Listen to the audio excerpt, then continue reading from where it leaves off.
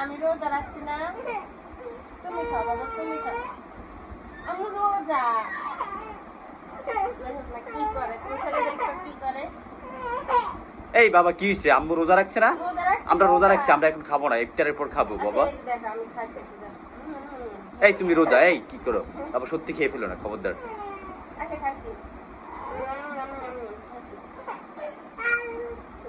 আরেকটু দাও, আরেকটু খাও, আরেকটু খাও, দাও।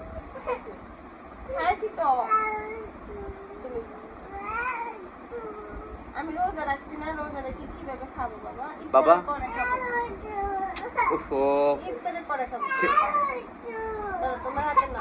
আচ্ছা দাও, আরেকটু খাও, আরেকটু খাও, আরেকটু খাও, দাও। খেয়েছে, দাও, খেয়েছে। আরেকটু।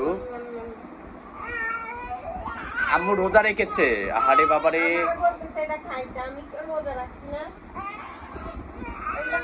এখন আবার বলে আমাকে খাওয়ার জন্য। আমরা রোজা রেখেছি, আমরা হচ্ছে যে ইফতার করব, তারপর খাবো, ঠিক আছে? ইফতারের পর দিবা, ঠিক আছে বাবা? কি বলছি? ইফতারের পর দিও, যাও। এখন তুমি খাও, এখন তুমি খাও বাবা।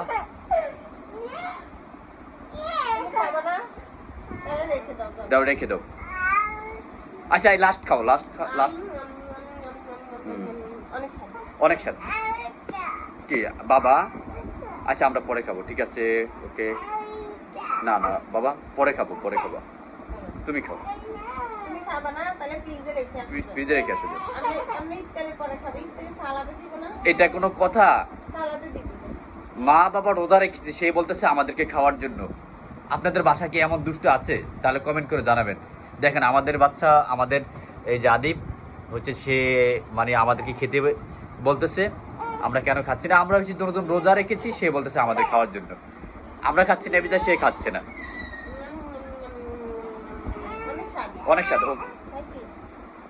আমরা ইফতারের পর খাবো বাবা। এ পাঁচলামি করো না তো, আমরা এখন খাবো না।